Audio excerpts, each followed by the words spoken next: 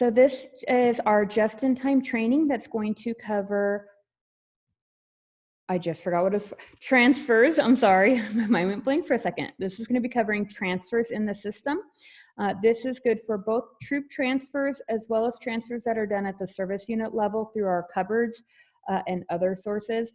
The process is going to be the same. It's just what account you log into. So I'm going to be showing just off of the troop dashboard. If you have any questions, you can either unmute yourself and ask as we go, or you can type them in the chat box. This should be a very brief training. All trainings are recorded and put up onto our website for viewing later so that you can always go back later if you need to. So from your troop dashboard, one of the things I always recommend is you click the refresh icon when you log in. Even if you've just logged in for the first time that day, the information may not be the most up-to-date, so make sure you refresh that information. So you have your troop dashboard here. If you want an overview of everything that you have access to, please make sure you review one of our past trainings that goes over that. For today, we're going to be focusing on orders and transfer order. Now, the default setting is going to be troop to girl. There are a couple of other types of transfers that you would have at the troop level, and that would include girl to girl, girl to troop, and troop to troop. Troop to girl transfers are any time that you have picked up cookies from the council, one of the council cupboards, and you now need to transfer them into the girls' inventory. This takes the financial responsibility off of the troop and places it on the girl. The from here is going to be your default of your troop. You then click the drop down. Again, you'll see the default for your service unit and troop listed.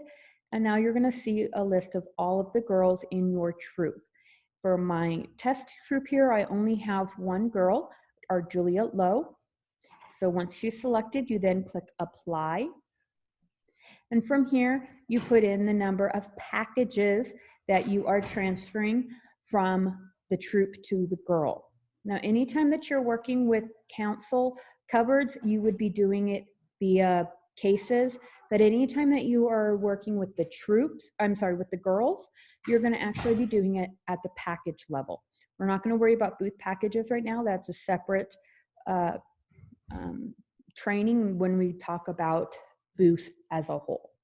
So for now, we're going to say that we are transferring, say, 3 packages and 8 packages, 8 packages, and let's say we're full case, which is 12 packages.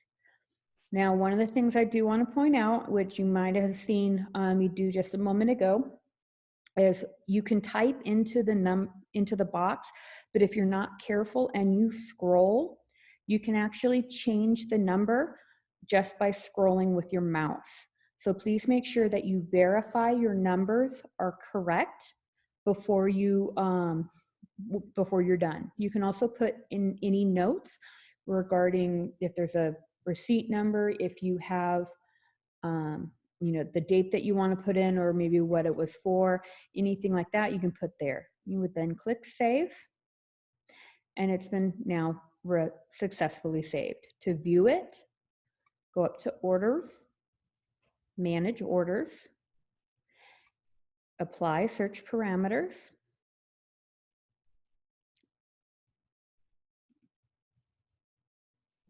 Let's click all. Oh, there we go. Sometimes it does take a little while for it to process. And here you go. Now you can see the number of packages that we have transferred. Now, one important thing, anytime that you were dealing with transfers, you need to have a product receipt. The white copy is for you, and the yellow copy goes with the parent. Please make sure you fill out in entirety the number of packages or cases that the Girl Scout is picking up, your troop number and the Girl Scout's name, along with your date, and then both you and the parent must sign in order for this receipt to be valid. The reason these receipts are very important are, one, they are your double check for everything that's entered into the system. 2, if you have a girl delinquent balance at the end of the season, so a family or a parent that has not turned in all of their money, then I need all of the receipts for that girl. If there are receipts missing, then the troop would be responsible for those cookies because I had no way to verify the transfer actually happened. So these receipts are incredibly important. If at any time you need more receipt books, please make sure to let us know so that we can get them to you. Now that we have this transaction done here, if you needed to make a change, say, oh, this was actually supposed to be 6, not 8, you can go into Edit, make your necessary change, click Save, and then when you go back to your Manage Orders, it will now show correctly. If you're looking through your receipts and your orders and you realize that you accidentally entered one twice, you can also delete that order. And the system does get very melodramatic when it asks if it wants to delete forever, and you would say yes. Okay, I'm gonna go back into transfers for a moment. Now, transfers from girl to girl. This is especially common when you have siblings. Perhaps the parent will pick up cookies for one daughter, but then transfer them between girls as well. So you would do girl to girl. It would default for your troop and your council, or I'm sorry, your service unit and your troop. You would then select the girl that the cookies are coming from, click apply, and then the Girl Scout that the cookies are going to, and then click apply, and then make the necessary transfer from there. Girl to troop can be any time that you have cookies that are going from the girl back to the troop.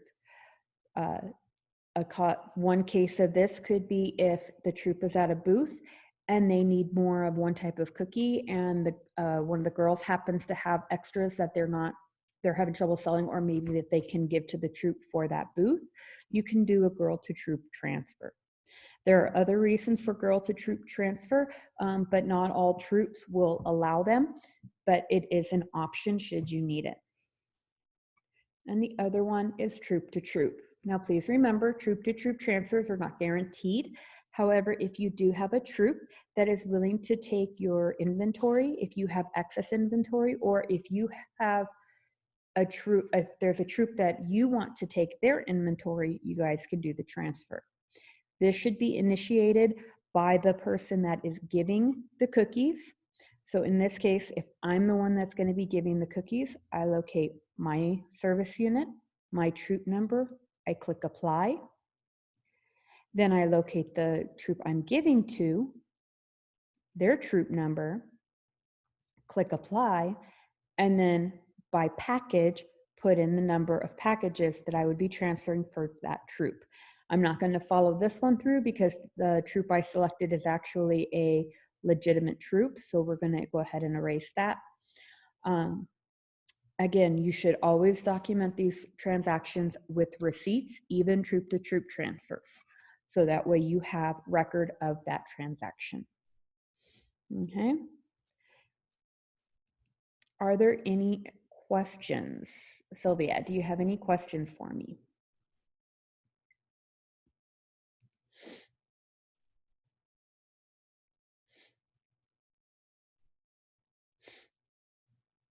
You are still muted, so if you have a question I can't hear you, you can also type it into the chat box. So, all right. Well, that is, again, that's the nutshell for transfers.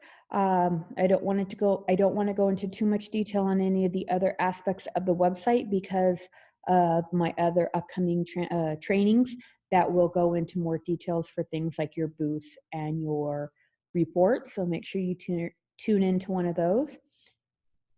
Oh, hi, Michelle. Oh, I don't think you can hear me yet. But I am going to go ahead and stop this recording.